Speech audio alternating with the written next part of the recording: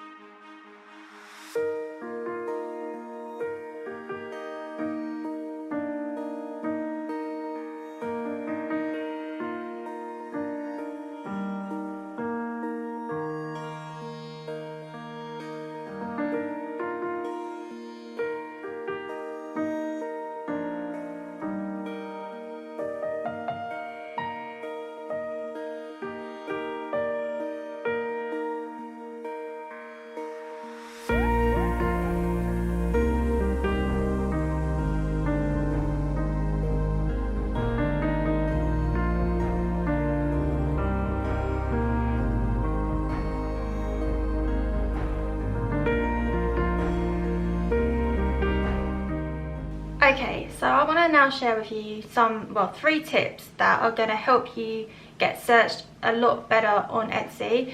So the first one you want to concentrate on is the SEO, which is search engine optimization. So this is all to do with like keywords, the titles that you use for your listings, the description, and the hashtags as well. And this helps Google kind of pick up the keywords from what you use and like gets you more ranked on like Google and search and everything. So you want to make sure you have a good title for your listing, including like the keywords on what it is, the colors, the theme or the category that it's in. So you might see a lot of shop listings that do have like, for example, single sticker, then they usually have a little slash or a dash, cute artwork slash home decor slash something like, you know. So it has all like these keywords in, and you basically want to fill that up as much as you can. Also, I would recommend adding on the title of your shop at the very end. So like for me, Beach Life Studio, I would add that at the end, because if people are like searching Beach Life Studio in Google or something, you could pop up with that listing. That listing could come up because you've got your keyword in there. And then for the description, you want to like repeat a couple of those keywords, or the first few, in the very first part of your description. So just copy and paste it, what exactly the product is, and then in your description kind of give a little rough description of what the product is, including the same keywords. So the more you kind of repeat the keywords, the more likely it is that you could get picked up in the search. a lot more. So when people are actually searching on Etsy as well, then you are more likely to come up on the Etsy page as well. And also hashtags. Hashtags are quite important as well. So think about what people would be searching for when you include your hashtags. But a good website that I found to like check all your hashtags and how your listings are doing and everything like that, the website is erank.com, and they do have a free plan which is pretty good. I've used it before and I found it really useful, so check it out if you want. Another way to get your shop more noticed and out there is to run Etsy sales. So everybody loves a good deal and a bargain, and this can also entice like new customers to come to your shop, and people might buy a lot more than they actually would because of a sale being on. So I definitely think take advantage of like different times of the years and like putting quick sales on here and there and just like grabbing people's attention more. Yeah, also just like offering a discount if you have like a newsletter, email newsletter that you run. Maybe offer to join it, you get a 15% discount in the shop. And maybe if you have Patreon, you can offer a discount on there as well, like so people can get these special offers and that and save money, because people love to save money. And then the last way to get more noticed is to keep on adding new listings. So if you're constantly adding new listings and like updating your store, then Etsy will more likely push out your listings or your shop to people. Even if you haven't got a new listing to add, like I've heard, always be active on the site. Like it's good to just go on it even daily just to tweak things and maybe like add a new photo, maybe replace a photo in a listing that's already there. I think just doing that is just going to help overall. So if you want to hear a couple more tips on top of those as well, I did just talk about that a bit more on my podcast on Patreon, so you can check that out if you want. But yeah, I hope they're helpful, and hopefully your shop will start to get picked up. But obviously it does take a lot of time to really get out there and like for shops to grow, so don't take these and think that it's just gonna suddenly blow up or something. But these things can definitely help. So just keep on top of these things and yeah, just keep on doing them and you will start to see growth, I hope. So let me know if any of these were helpful.